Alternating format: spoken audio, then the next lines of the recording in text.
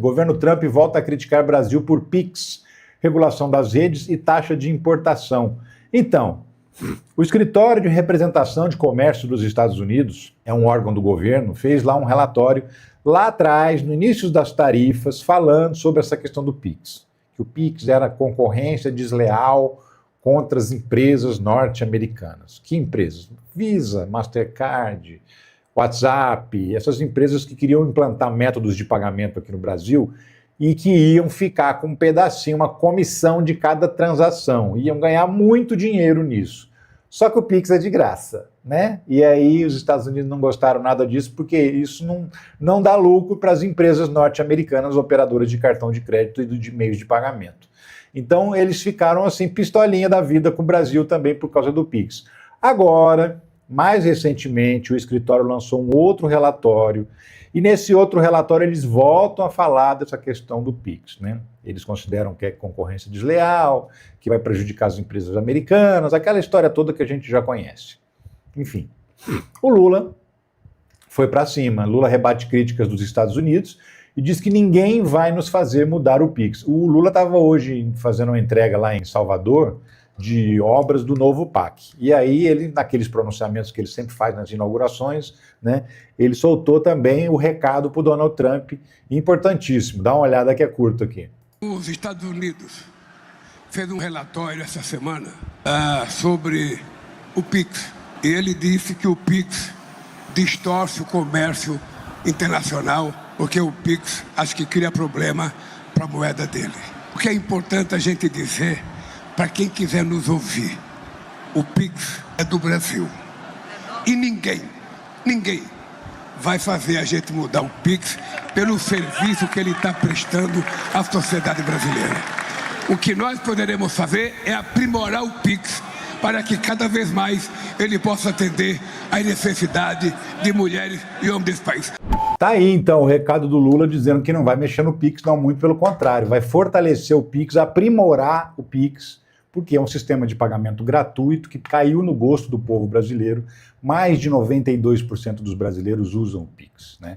Inclusive, ele foi responsável por colocar muita gente dentro do banco, porque gente que não tinha conta bancária agora tem para poder receber o seu trabalho por meio do Pix, né? Então, muita gente, houve uma grande bancarização da sociedade brasileira a partir da implantação do Pix. E aí, meus amigos e minhas amigas, Trump pode ajudar Lula de novo se insistir em pressionar por mudanças no Pix. Isso aí é um comentário do Valdo Cruz, que é comentarista lá da Globo News. O que ele está falando? Que lá atrás, quando o Trump implantou as tarifas e começou a perseguir o Brasil, o Lula subiu nas pesquisas porque ele colocou aquele discurso da soberania acima de tudo, né? E subiu nas pesquisas, começou a ganhar popularidade. Agora o governo está meio que em baixa popularidade, está numa fase descendente, segundo as pesquisas.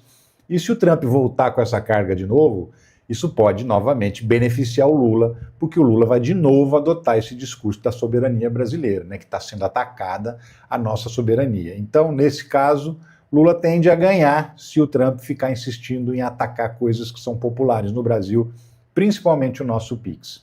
E o Lula também falou que, Lula disse que pediu para que Trump entregue brasileiros foragidos dos Estados Unidos.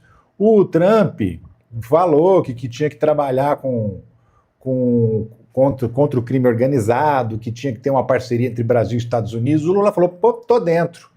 Queria começar com você mandando para mim os brasileiros que estão foragidos aí nos Estados Unidos, estão condenados aqui no Brasil, outros estão respondendo processo e fugiram, né? E eu queria que você mandasse de volta esses caras, porque são todos bandidos aqui. E aí o Trump falou, então manda o nome dos caras para mim, manda o endereço deles, se vocês têm essa informação, que a gente vai fazer uma providência, tomar uma providência aí.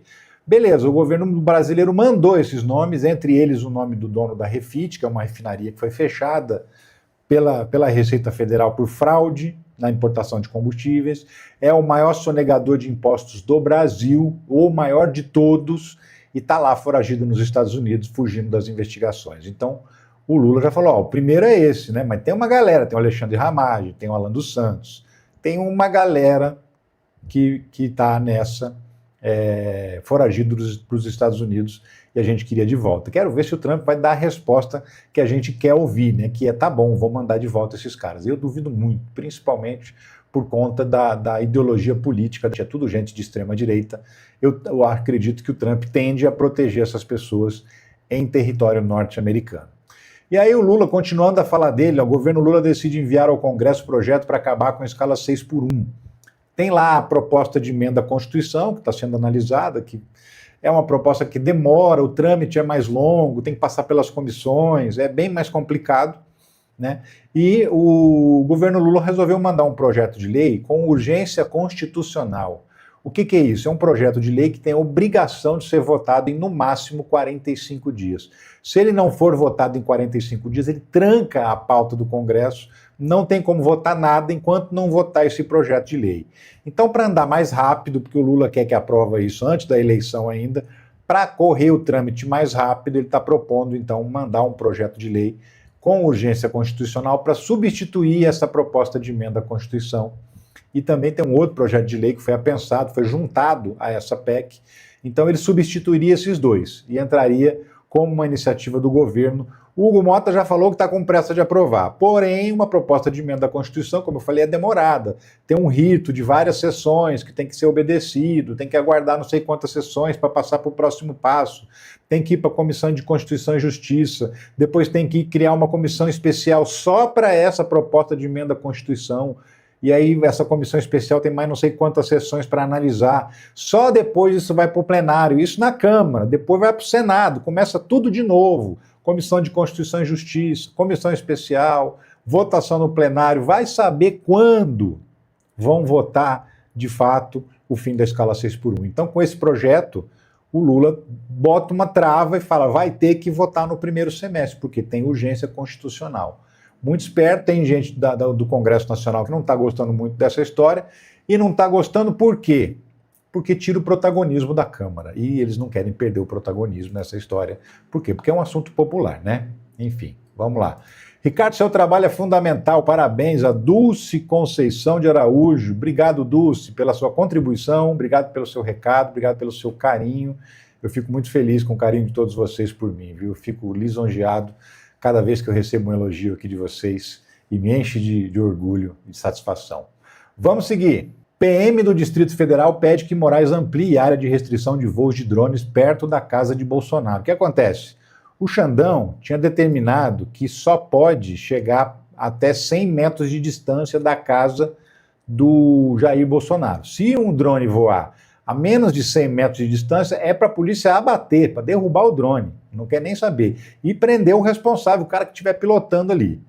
Só que a PM falou, olha, 100 metros é muito pouco, Xandão. Por quê? Porque os drones hoje têm um zoom, né? O cara lá de longe, ele busca no zoom, ele consegue capturar a imagem, mesmo não estando bem mais longe do que 100 metros. Então aí a própria PM sugeriu aumentar essa restrição para 1 quilômetro, né? O drone que estiver dentro de um perímetro de 1 quilômetro vai ser abatido. Porque aí é uma maneira de garantir que não se faça imagens mesmo. Aí o Xandão analisou esse pedido da Polícia Militar e decidiu. O que ele decidiu? O ministro Alexandre de Moraes atendeu a um pedido feito pelo Comando da Polícia Militar do Distrito Federal e ampliou de 100 metros para 1 quilômetro a restrição para sobrevoo de drones perto da casa de Jair Bolsonaro, que está em domiciliar desde a semana passada. A gente tem o despacho do ministro Alexandre de Moraes, que determina também que a Polícia Militar abata e apreenda os aparelhos que desrespeitarem a regra, ou seja, a PM do DF está autorizada a derrubar drones que estiverem sobrevoando a 1 quilômetro da casa de Jair Bolsonaro. Os PMs também estão autorizados a efetuar a prisão em flagrante de quem opera esses drones por lá. O pedido alegava que o raio de 100 metros era inadequado, porque permitia a captação de imagens e dados em alta resolução a distâncias muito superiores. Dessa forma, permitia a observação minuciosa de ambientes privados e comprometia a efetividade da medida protetiva. Está aqui, então, a decisão tomada pelo ministro Alexandre de Moraes, a proibição de sobrevoo de aeronaves remotamente pilotadas em um raio de 1 quilômetro da residência do custodiado Jair Messias Bolsonaro, sob pena de responsabilização civil e criminal dos infratores. Hoje é quinta, amanhã sexta. Faz uma semana que o ex-presidente Jair Bolsonaro cumpre prisão domiciliar humanitária. por um período de 90 dias. Ele saiu do hospital na sexta-feira passada e foi direto para casa. Tem esse período de 90 dias que depois será submetido a nova avaliação pelo ministro do Supremo, Alexandre de Moraes. Tá aí, então. E a polícia falou, olha, tem que aumentar essa distância aí, porque senão o pessoal consegue filmar o Bolsonaro. E se conseguir filmar o Bolsonaro, a gente vai ver que ele está bem, que ele não está doente coisa nenhuma, ou que ele não está tão doente quanto ele tenta convencer as pessoas de que está. Pelo menos o Carluxo fica falando que ele está malzão, né? E a Michelle, ao contrário, dizendo, olha, ele melhorou, ele está bom, agora que ele está em prisão domiciliar, até o soluço parou. Então, né? O Carluxo pensou, poxa, se falar que meu pai está bem, ele volta para a cadeia. A tendência é voltar mesmo, porque em 90 dias ele vai estar bem de saúde, e aí o Xandão vai mandar ele de volta para Papudinha, porque a prisão domiciliar é só de 90 dias, só um tempo suficiente para ele se recuperar da doença que colocou ele no hospital. E depois vai voltar. Quer o Carluxo ou não queira, vai voltar.